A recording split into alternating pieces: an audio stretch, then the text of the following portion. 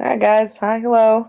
Hope you're all well today. What we're going to be doing with this lecture here is going to be starting our Unit 7 in our last unit of information before we're all finished with all of the content for APHUG, which is a crazy concept to think about, but it is what we're up against in this virtual timing here. So today we're going to start with a preview, and then I'm going to dive right into basically all of the information in the first part of our second to last chapter. This is going to be a pretty long lecture, would be my assumption. Feel free to pick and choose the bits you want to hear me talk about. Again, to sort of, you could start this today and finish it tomorrow, remembering that a lot of this pacing is in your hands, so you get to decide. I do ask that once you start, before you fully, again, stop until the next day, make sure you check out that last slide, remembering that it's got the work to be completed, just a little checklist of things to keep you on track to make sure that you're getting everything done that you need to get done. So diving right in, Unit 7, it's a preview, of course, because this is our last unit. It's going to be different, so I wanted to kind of just walk you through it. Most of the learning that is going to happen here is going to happen from your reading and note taking with my lectures to help sort of pick and choose the bits and pieces you want to hear me explain. And then every other day or so, I'm going to be setting up Google Meet sessions. These are going to be basically video call-ins or regular call-ins where you can ask me questions, things specifically that you want me to go over with you, to maybe explain in a different way. It's something that I'll have available overall. Again, you're not going to get any of the smaller activities that I would normally utilize throughout the course of a unit, and in-class activity things that we do. Again, the only homework besides reading and note taking is going to be completing a study aid for Unit 7. I will post quizzes and, of course, the review packet items that I've done in the past. You can do the different types of study aid that you've done before. Again, as far as that good stuff goes, there will be about a week and a half from now, I'm going to be assigning one project that you'll complete. Again, that has to do with models, so we'll talk more about that then. The other homework that you are going to be expected to do is that basically every end of the week, like last week, you're going to get a unit or 2 units to work with some review materials so that we can kind of get a good jump going forward.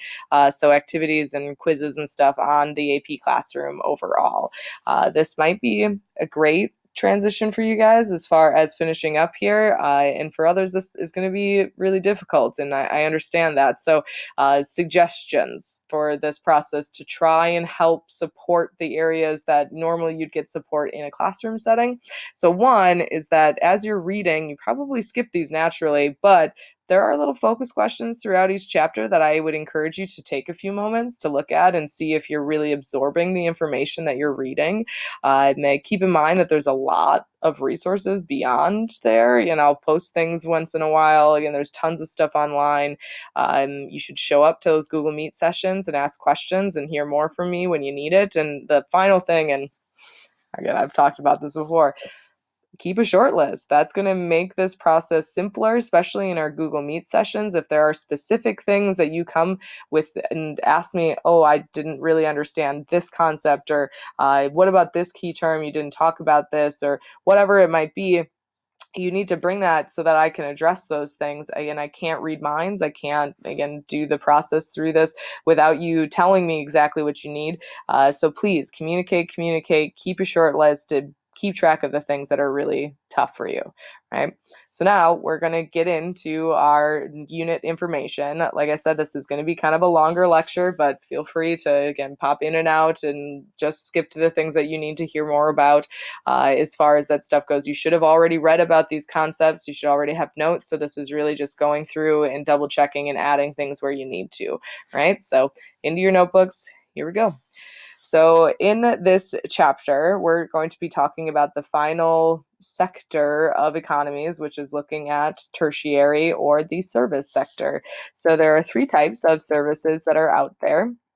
We've got the first is customer services. This is going to be the largest proportion of this, and the purpose of this style of job or industry is to provide services to individual consumers who desire them and can afford to pay for them.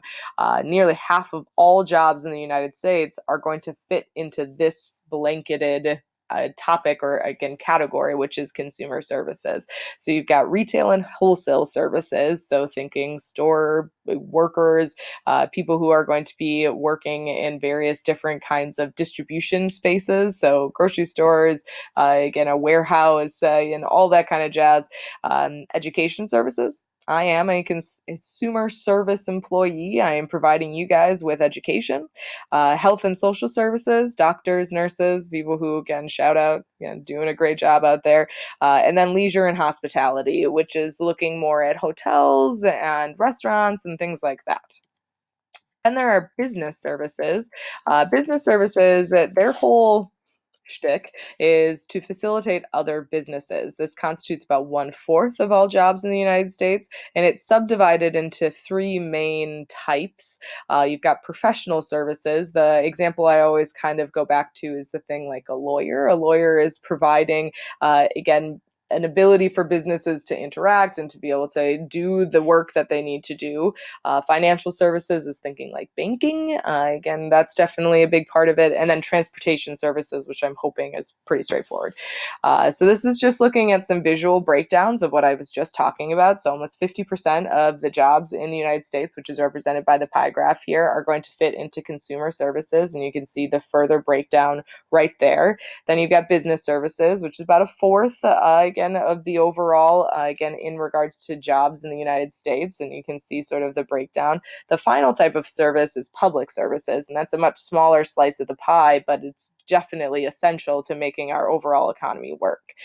So with public services, what we're looking at here is providing security and protection for citizens and businesses. It's about 5% of total jobs in the United States, and it's divided among various levels of government. Again, what we're looking here is protection comes in both the creation of laws as well as the enforcing of laws and interpreting of laws. So thinking, again, cops, it would be the enforcing of laws, creating laws are going to be our government officials, and then evaluating laws is looking at judicial. So this is really representative of the United States government as one way of thinking about it. And then at each level of the government, which are going to control these various different aspects, they've got jobs sort of, again, divvied up. And then we're seeing about 1/6 is going to be at the federal level. And then you've got state with 1/4, and the local level is about 3/5 of all of those public sector employees. When we're looking at this idea, excuse me, of the service sector of economy, that we're going to see that there has been a huge increase in the amount of people who work within this particular part. Nearly all of the growth in employment worldwide has been in the service sector, and unfortunately, this global expansion of service jobs was greatly affected by the global recession in 2008 following the housing bubble. So we're seeing here that this overall trend towards service has also seen some pretty negative impacts in the long run. Another thing that's happening here is that when we're looking at the individual types of service jobs, that within business services, jobs have expanded most rapidly, especially in the again professional services. Like I said, lawyers, management fits here, in engineering, all that kind of stuff. And within consumer services, the fastest increase has been in provision of healthcare.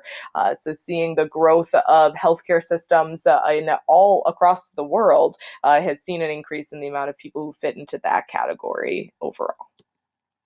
So this is just a really good visual, so you can see kind of the breakdown. So it's got on the furthest right, it's got our three different sectors of economy. You've got primary down at the teeny tiny bottom, and then there's secondary and then tertiary sector overall with the breakdown of our three, and then the more specific as you go forward from seeing that process right there. And again, it's a really good visual to have as reference to see the growth of these different places. And you can see kind of where the drop off happens right at the end, where the global recession took place. So the next big concept that we need to talk about in this chapter is going to be central place theory. This is the big one. Central place theory does show up on AP exams often. So what this is, just like with von Thunen and just like with Weber last unit, this is a theory to help better understand where do services distribute? Why is it that they are going to be located where they're going to be located?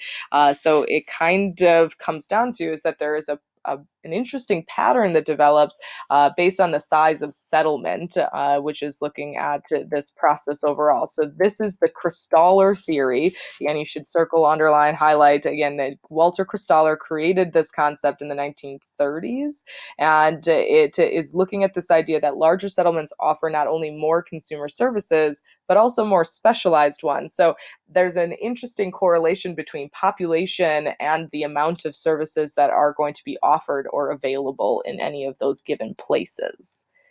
So central place is the, again, cornerstone of this whole theory. Central place, in a simplistic way, is just the market center where the people come to exchange goods and services from the surrounding area.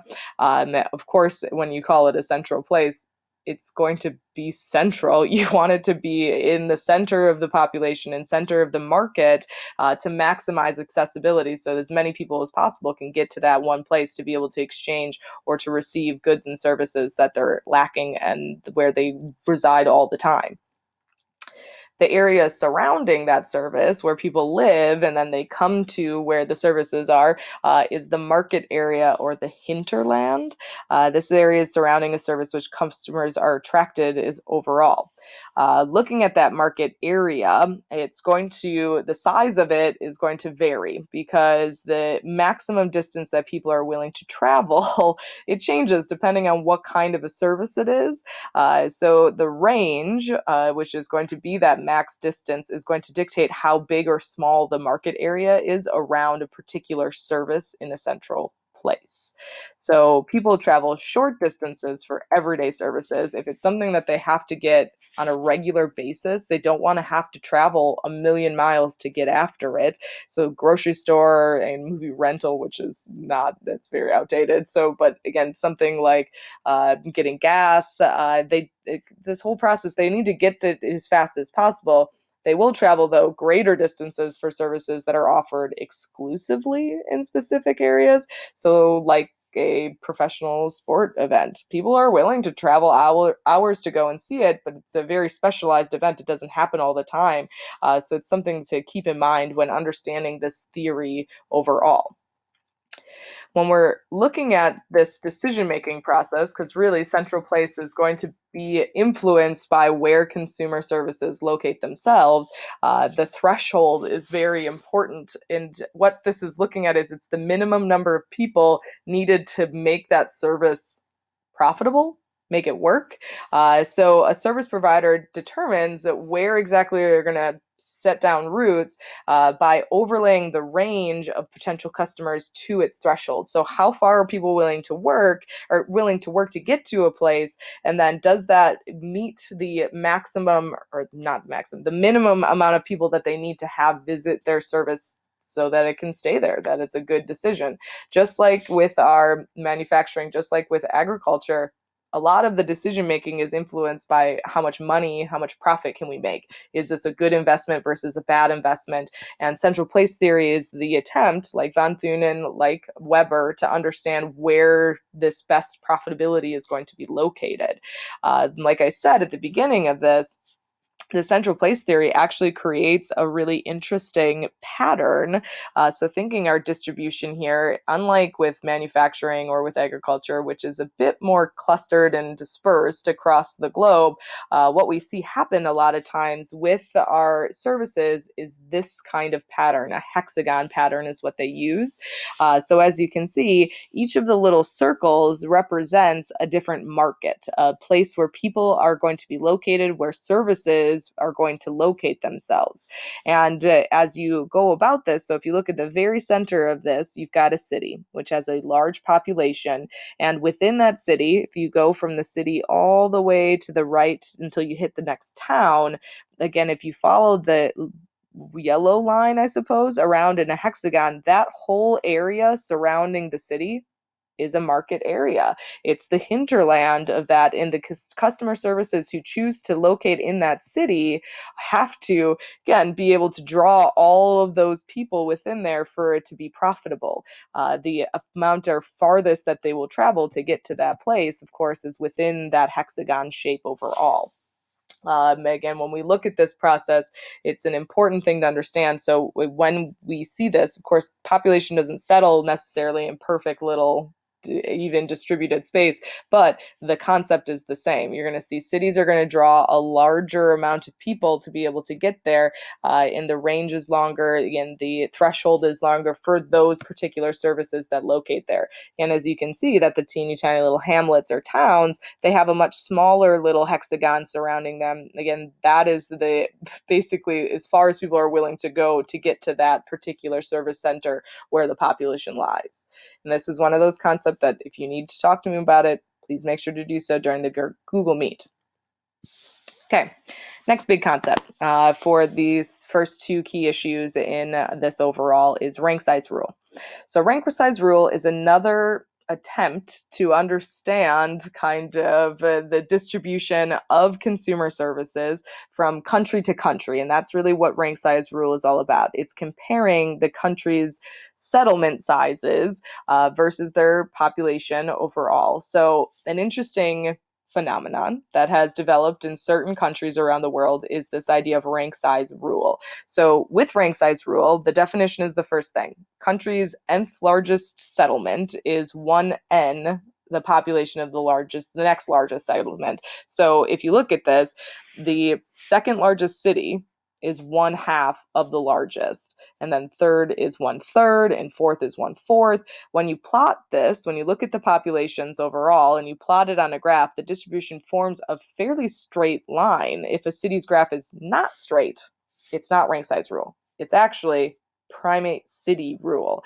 So what primate city rule is talking about is that the largest settlement in a country is going to be more than twice as many people as the second ranking settlement. So it's not 1/2, it's bigger than that. It's huge. And that large city is referred to as a primate city. A good example is in Mexico. Mexico City is 5 times larger than their next largest settlement, which is Guadalajara. It's not merely a curiosity. Rank size rule does have an impact on the quality of life for the country's inhabitants. And what I mean by that is that in places that follow rank size rule, the society is wealthy enough to justify the provision of services to consumers throughout the whole country in a much more distributed way, as opposed to concentrating everything into one place. In the irregular pattern, or when primate cities exist, people have to travel a lot farther to get services because they're all concentrated in that last place. That poses another issue because these are going to be more likely located within developed or less developed countries. So people don't have the resources to make that trip often. They're not going to be able to get to those big consumer services that people in more developed countries, which follow rank size rule, are going to be able to get kind of whenever they need to. The whole process plays off of each other a little bit. Again, I would encourage you guys to give this a try. Use the United States as just sort of a jumping off point. Find the population of our largest city, which is New York, and then find the population of our second largest city and divide the first in half and see if it matches, if it's pretty close. I'm going to show you what the graph looks like. So looking here, we're looking at population and then rank size distribution. So you've got the United States is the red line. I apologize, that got cut off. But if you traced it from the top, kind of going all the way, it's almost a straight line. Of course, it's not perfect. Population changes is too rapid for that.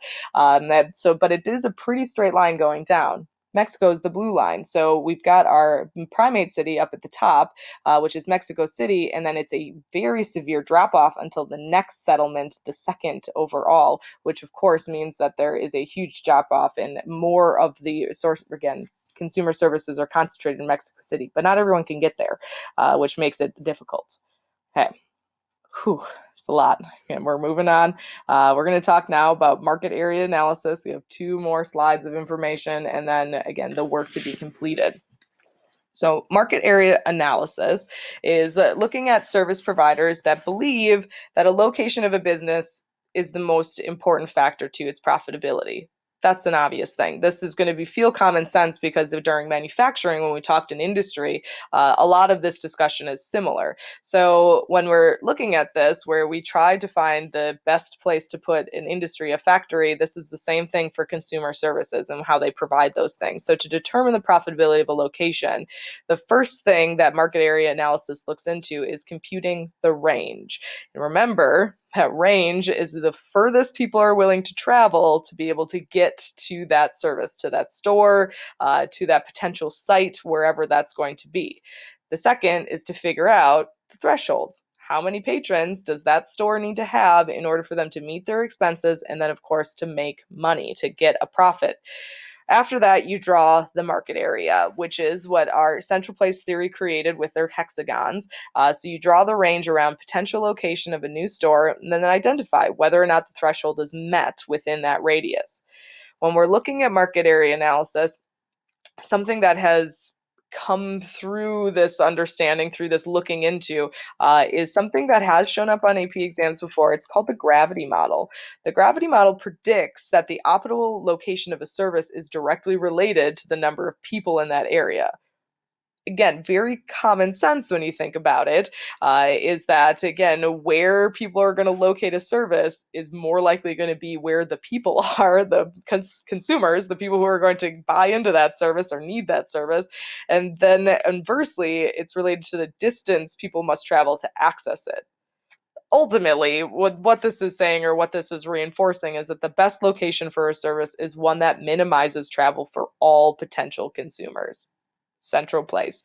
And the further away you get from a service, the less likely that service is going to survive. Again, when I think of this, a gravity model is the idea of pulling things down. Again, like pulling things down to the earth, keeping things flat. But for this, it's going to be the idea of creating a space where everyone comes to that service. What is the best place to locate it, to pulling them closer and closer together? When we look at something like this, excuse me, the Macy's owners, right, if they were looking at this, are going to be using market analysis, using the gravity model to decide where they're going to build their actual store. So this right here is looking at Dayton, Dayton, Ohio, and looking at the various different places that they could locate. Of course, when we think of Macy's, a higher end kind of department store that often has a mixture of very expensive and not as expensive goods, what they're going to take into consideration is who's actually going to shop there, who is going to take the time out of their day to go to that place to be able to participate and to buy into the products that are there overall. What they looked at is a median household income over 50,000. People who are making more money are more willing to spend more on various different goods in a store like Macy's. So they're going to locate in places that are closer to that population, but still able to draw in from other areas. So again, they're not right next to each other, but they are located in areas that are profitable enough where they have a large, again, overall market range. And when you split that, again, in between the two different red dots there, and they're saying that the half closest to them is going to come to their store, where the other half is going to go to the other store. Again, it's not necessarily a for sure thing, but it's a model, as we've talked about before, and it's just a possibility. Ooh, final thing to talk about in these two lovely key issues of chapter 12, because that is where we're at, chapter 12, crazy, is periodic markets. So an interesting aspect of consumer services is that not all storefronts are brick and mortar. They're not there all the time, and they're not always in the same location. Periodic markets is what we look at for this. And this is a collection of individual vendors who come together, offer goods and services in a location on specified days. Typically, these periodic markets are going to set up in a street or in other public space early in the morning, taken down, moved on, and to the next day, so on and so forth. They provide goods to residents of developing countries or in rural areas. With periodic markets, the population is either too small, or the income that is being made there is too low to support a full-time retail. So it's not going to be a place where you put down a store because you're not going to be able to make enough money. So instead of the customer coming to you, you go to the customer. It's the best way to kind of describe this process. They're making sure, excuse me, that services are available in more villages, and they offer more fresh food to urban areas, things like that that are not being provided. The people who participate in this kind of the service providers who are going to be in this periodic market are going to be mobile, sometimes part-time, only capable of producing a small amount of time because they have to stay on the move. And it varies by culture. In areas that are less developed, there is still usually a very well established marketplace that is going to come and go. In Muslim communities, in rural China, Korea, Africa, these more mobile and less, again, grounded consumer service providers are just working with what they've got, and they're also tradition involved there. So the idea of a grand bazaar, or having a Saturday where there's a farmer's market, these are all periodic markets to help try and produce goods and services for people who don't have access otherwise. But it's not profitable to lay down roots anywhere. Whew, we did it. That's a lot of information, doing all of the talking. Again, you'll eventually be very sick of hearing me via microphone, I'm sure. So, taking a breather, let's talk about the work really fast. So, as of right now, it is Monday the 23rd, and the work to be completed by the end of today. And hopefully, you already have done this, because if you have been taking my advice and giving yourself some space to pace this out, you should be good. But regardless, is the Unit 1 and Unit 2 progress checks in AP Classroom. Remember, I'm not grading you based off of your final score here. It's mostly off completion, but it's going to help me a lot when it comes to the remaining days we have to prep for your final or your AP exam. We've got another piece here that is your next reading by Wednesday, so 2 full days to spread this out. You've got to read and take notes, I mean, just as always. Tomorrow, we're going to have our very first Google Meet. You should look on Classroom first thing in the morning for the time and the link for how to do that. It's a simple way to check in with me. If you got specific questions that over the course of this reading, over the course of this lecture had come up, you got to let me know. If you miss the meet, you can still reach out to me. It's not the only time that you can ask me questions about stuff. And then the final work to be completed is not until April 21 is the plan right now, which is the Unit 7 study aid. This is something that I'm going to just keep on the work to be completed slide for the coming weeks. Of course, with the different closings and stuff, it might get moved. Just pay attention, and we should be good to go. That's pretty much it for today. Again, you won't hear another long lecture until Wednesday, so however you break this down is up to you. Remember to stay healthy, wash your hands, don't touch your face.